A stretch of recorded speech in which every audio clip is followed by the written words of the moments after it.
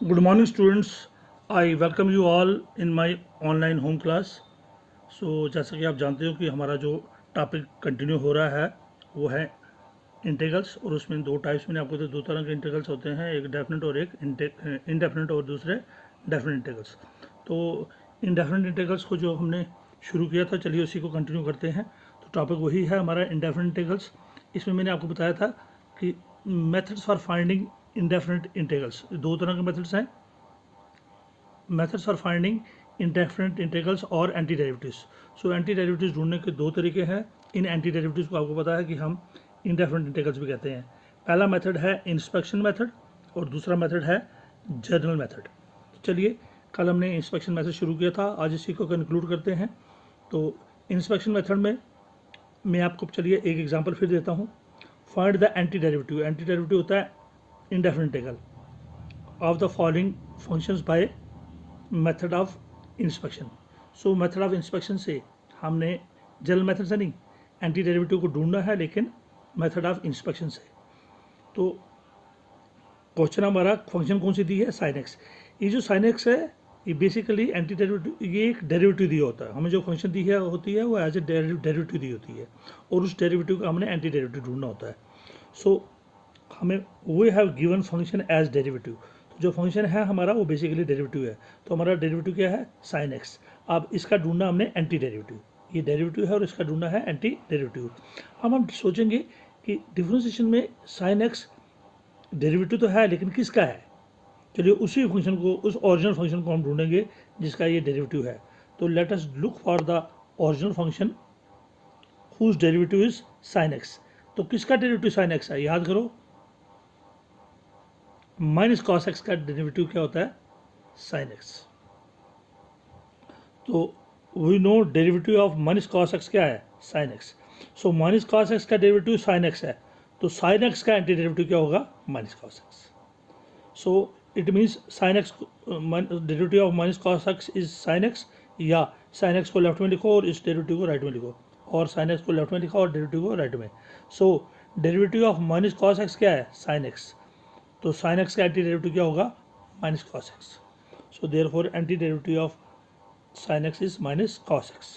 So derivative of minus cos x, हमने सोचा कि माइनस कॉस एक्स का डेरिवेटिव क्या होता है, साइन एक्स, या कॉस एक्स का डेरिवेटिव होता है माइनस साइन एक्स, लेकिन हम माइनस कॉस एक्स का डेरिवेटिव लेंगे क्योंकि माइनस को यहाँ पे रखेंगे क्योंकि हमें साइन एक्स चाहिए। So derivative of minus cos x is sine x, या डेरिवेटिव ऑफ कॉस एक्स आपको पता है माइनस साइन एक्स होता है, तो माइनस को हमने लेफ्ट में रखा है। तो derivative of minus cos x क्या है, साइन एक्स। हमने सोचा, रिवर्स जाकर दिमाग में सोचा। सो एंटी डेरिवेटिव ऑफ, जब आप डेरिवेटिव याद करेंगे तो आपको समझ आएगी। सो anti derivative of sine x जो है वो माइनस कॉस एक्स होगा। So anti derivative of sine x जो है माइनस कॉस, क्योंकि माइनस कॉस एक्स का डेरिवेटिव साइन एक्स है, ये डेरिवेटिव किसका है, माइनस कॉस एक्स का।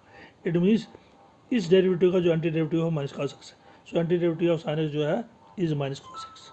तो चलिए आगे, हमारी टेक्स्ट बुक की एक्सरसाइज है 7.1। इसी में हम इंस्पेक्शन मेथड से कुछ एंटी डेरिवेटिव्स ढूंढते हैं।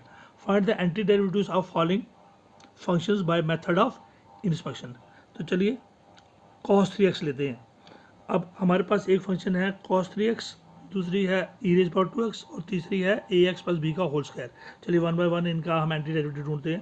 पहले हमारी cos 3x है, और ये हमारा ये जो फंक्शन है ये डेरिवेटिव है, इसका एंटी डेरिवेटिव ढूंढना है। We have given function as derivative, तो ये cos 3x जो है ये फंक्शन जो है एज डेरिवेटिव हमें दिया है cos 3x, इसका ढूंढना है एंटी डेरिवेटिव। तो हम सोचेंगे कि cos का ये किसका डेरिवेटिव है, साइन का डेरिवेटिव होता है cos।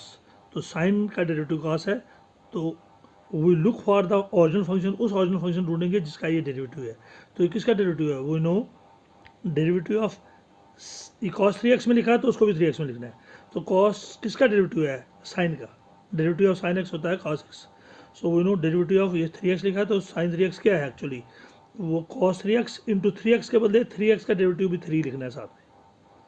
अगर खाली साइन x होता तो cos x होता, अब साइन 3x है तो साइन 3x का डेरिवेटिव cos 3x होता है, और साथ में 3 को भी लिखना है। अब इसको लेफ्ट में लिखेंगे और उसको राइट में।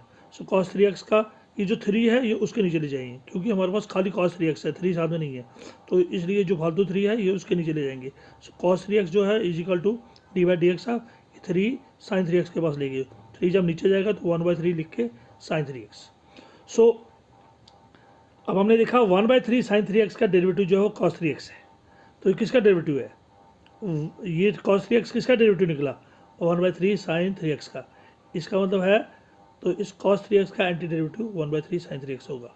So anti derivative of cos 3x is 1/3 sine 3x। लेकिन ये एंटी डेरिवेटिव को हमने कहा ना इनडेफिनेट इंटीग्रल है तो प्लस c में लिखते हैं।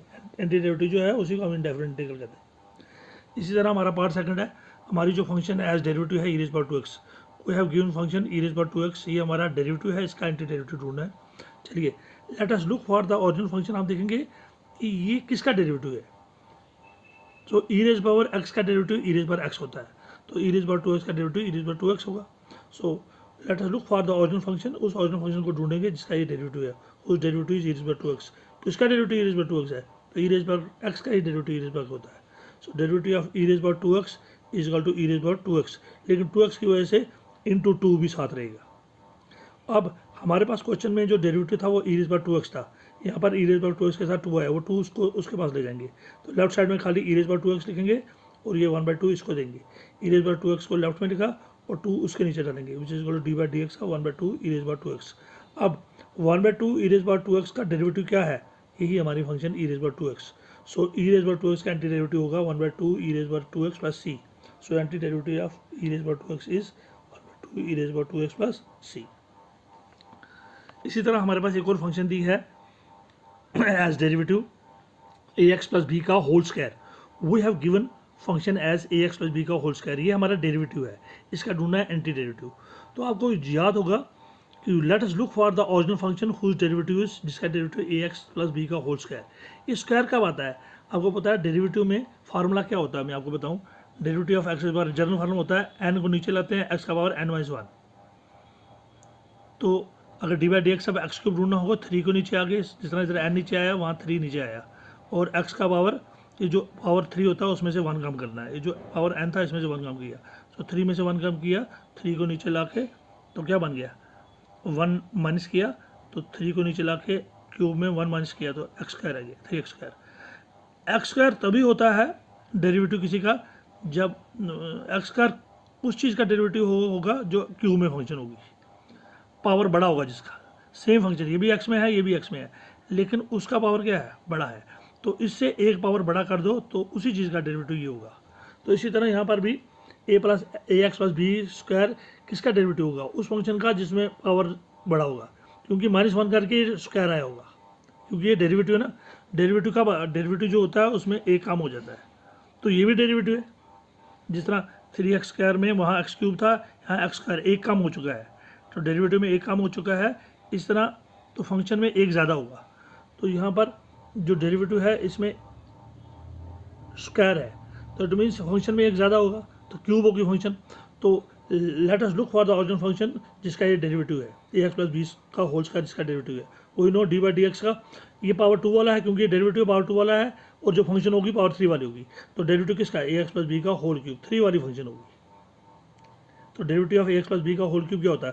3 नीचे आया, फिर ax प्लस b का 3 में से 1 निकला तो स्क्वायर, साथ में ax प्लस b का x का डेरिवेटिव 1 है, 1 इंटू a हो गया a, b कांस्टेंट है इसका 0, तो b की लिखने की जरूरत नहीं है। अब कौन सी फंक्शन है जिसका ये डेरिवेटिव है? तो अगर ये स्क्वायर वाला डेरिवेटिव है तो फंक्शन में एक पावर ज़्यादा होगा, और फंक्शन को अगर डेरिवेटिव बनाना हो तो एक पावर कम करना है। जब हम फंक्शन को डेरिवेटिव बनाते हैं तो एक पावर कम करते हैं, और जब डेरिवेटिव को फंक्शन बनाते हैं तो एक पावर ज़्यादा करते हैं। तो यहाँ पर पावर 2 था, तो वो फंक्शन होगी पावर 3 वाली। So derivative of ax plus b का पावर 3 होगा, उसी का ये डेरिवेटिव है। क्योंकि जब फार्मूले से हम 3 को नीचे लाएंगे, ax प्लस b का 3 में से 1 करेंगे तो स्क्वायर आएगा, साथ में ax में x का डेरिवेटिव 1 है, 1 इंटू a हो गया a, b का डेरिवेटिव 0 होता है, इसलिए लिखने की जरूरत नहीं। अब हमें जो डेरिवेटिव दिया है वो ax प्लस b का होल स्क्वायर है, तो फालतू चीज़ ax प्लस b का होल स्क्वायर के साथ फालतू क्या है 3a, ये उसके नीचे ले जाएंगे। सो ax प्लस b का होल स्क्वायर लेफ्ट में लिखेंगे और राइट में उसको लिखेंगे, साथ में ये 3a नीचे लगा के। सो d/dx ऑफ 1/3a जो है 1 के नीचे 1/3a, 3a नीचे, क्योंकि हमें सिर्फ ax प्लस b का होल स्क्वायर चाहिए था लेफ्ट में, जिसका ये डेरिवेटिव है जिस चीज फंक्शन का।